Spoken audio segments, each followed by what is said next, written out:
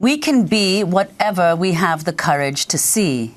That's the message of a stunning new video released by The Intercept, Naomi Klein, and award-winning artist Molly Crabapple Wednesday that imagines a future shaped by the Green New Deal.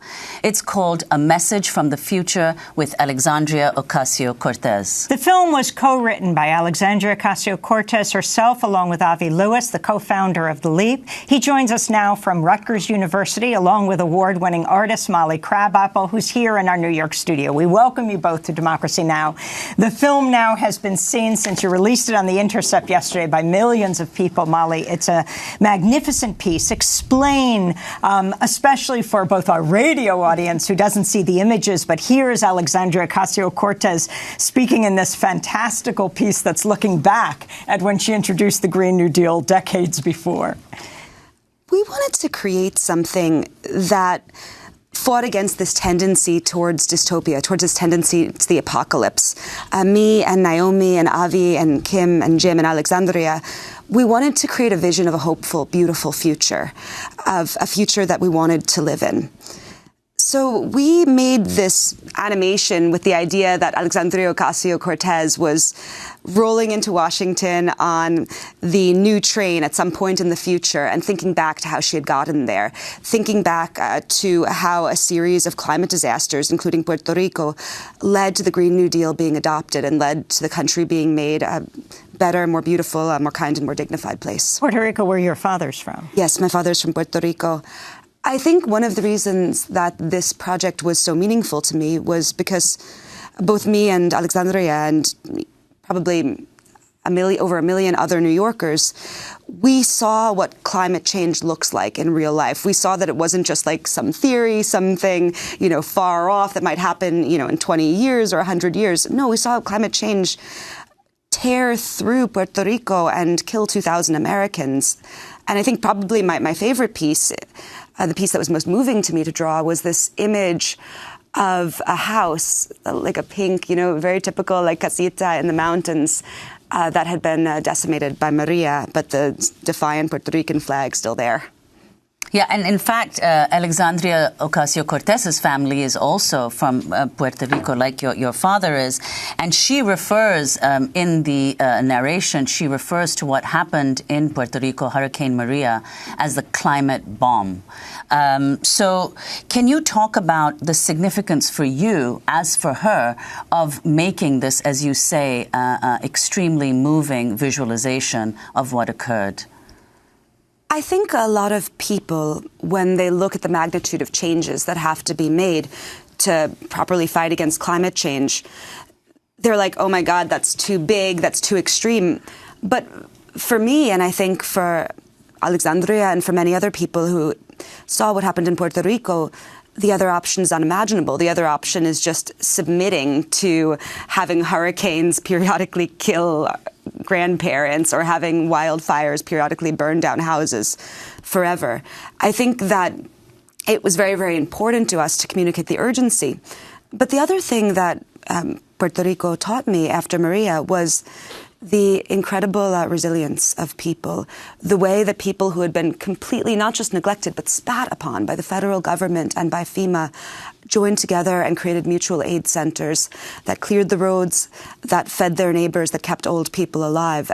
And so when me and Kim and Jim and Alexandria and Avi and Naomi were conceiving of this, we didn't just want to capture the bad parts, the horrible things. We wanted to capture the idea that, yes, we can do great things. We can be resilient. We can come together. And talk about how illustrations, your art, can convey what, perhaps script cannot, because your art is just incredible, and what you're able to represent, both in terms of what's occurring now and a possible future, is very different from what people have ever seen. I often think that we live in this incredibly image-saturated moment where there's this almost jadedness to photography. I think more photos are taken each year than they were in the entire first 100 years of the history of photography. But drawing, because it's so personal, it can short-circuit that jadedness. It can get around that numbness. What we did with this message from the future was we both showed in kind of like a symbolic and, way what the past of climate change had looked like, what the research had been, what the present was. But we also were able to show in this very, very concrete way what the future would look like. One of my favorite things to draw for it was I did a picture of Grand Army Concourse as it would be in 2028 under the Green New Deal. And it kept all of the beautiful old things. I don't want our future to look like Dubai. I don't want our future to mean that we get rid of our history and our culture. But it showed them surrounded with the new things like solar and with like bullet trains and like rooftops that had been converted into community gardens. So you have, the abuelos on the block, right, playing dominoes, low carbon, but you also have people doing gardening on rooftops. Avi Lewis, you're speaking to us from Rutgers University. You worked with Alexandria Ocasio-Cortez on the script. Talk about that and how this fits into, we just heard Naomi Klein introducing the film and talking about the actual New Deal and the money that was put into artists. In a moment, we're going to hear Noam Chomsky talk about what the Green New Deal can learn from the New Deal. Your comments. Well, first of all, Amy, it's so great to be on Democracy Now! And as always, and to share this work of, it took about 4 months and a huge effort. I checked the numbers this morning and it's been seen by more than 4 million people in less than 24 hours. So it's clearly striking a deep, deep nerve with people. And the number of responses we've heard and received about people who are kind of weeping while watching this visual imagining of a more hopeful future, I think is really striking. But listen, as a storyteller and a film and television maker for almost 30 years, I've learned that there's always a huge community of people making a work, most of whom are unseen. In this case, I feel like we should have had like a producer credit for the movements that produced this political moment that this piece is emerging from. Decades of environmental justice work and organizing, particularly in communities that have historically and are currently excluded, organizations and networks like the Climate Justice Alliance, but also the Bernie campaign of 2016 that unleashed big organizing, and the Justice Democrats and the brand new Congress, and of course the Extraordinary Sunrise Movement. All of this building of movements on movements created this political moment from which this work of utopian fiction could emerge to strike the imagination of people. Art accesses a different part of us. And I think, even watching headlines this morning, the fight or flight panic that is evidenced in Greta's unleashing of the climate strike movement among young people, the Extinction Rebellion folks, we are living in terrifying times.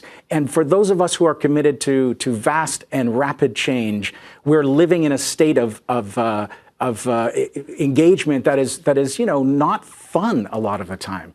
And when I see people's responses to this work and the amount of emotion that it's unleashed, I'm really struck by how much we need, not just hope, which, as Obama and politicians like Justin Trudeau reveal, can be a shallow and easily leveraged commodity, but an actual vision. When we have a beautiful art like Molly's, a fully articulated, beautiful vision of the world we're fighting for, we need it. It orients us. It reminds us what we're doing all this work for. And it unleashes incredible political potential as well. I mean, this piece has struck a nerve for a very clear reason. And, getting to work with AOC was an extraordinary opportunity. Having my phone ring at a certain point weeks into the process when I was waiting for a reaction to the first draft of the script, and having the little video call icon flash, and then suddenly be talking to her in her office in Congress. And, having a major restructuring of the first draft. And then I got, in subsequent weeks, 2 full line edits where she'd sat down with the script and done a very intensive rewrite, and then a very collaborative process in recording the narration, where I think we heard a different side of this remarkable, electrifying politician than we've heard, a more internal, a more dreamlike state that she was able to locate in conjunction with the art and the ideas. I think we're living in an extraordinary moment. They're full of peril and promise, and we need this promise nerve to be touched. And Molly Crabapple, this work that you've done for The Intercept on climate change follows on another remarkable film that you illustrated on the war on drugs with Jay-Z. So can you talk about how that was received and how you hope, what you hope audiences will learn from this film? Well, I've been lucky enough to spend about 9 years creating films like these with Kim Bookbinder and Jim Batt. They're stop-motion films that take sometimes 30 hours to film and then 100 more hours to edit.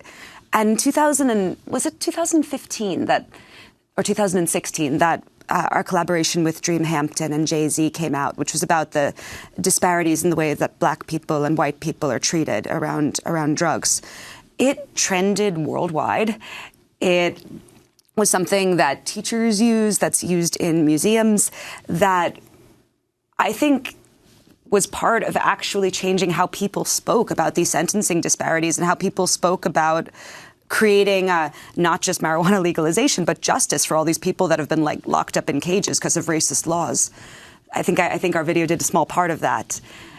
And the thing that I think that these videos can do that's very important is that many people, they look at, a bunch of graphs, tables, data, long blocks of text, and they're like, this is so depressing, this is so overwhelming, and they just basically stop reading after the headline. Whereas I think what the video does, and when you're watching my hand draw out this past and future, is it pulls people along and it makes them listen. And the role of art in politics, that idea of what you've been doing all of this time. I think that for too long, art has been segregated from the rest of the world. It's been locked up in museums the way that you lock up a butterfly in a glass cage, the way that you lock up a dead thing that's no longer relevant. And I think that that is terrible, that art has been cut off from life. Art needs to be in the streets. It needs to be in people's minds. The art world is too small of a place for art. And for me, doing work that's, graffitied on walls or that's held at protests or that chronicles some of the struggles and conflicts of our time, that's part of breaking art out of the cage of the art world.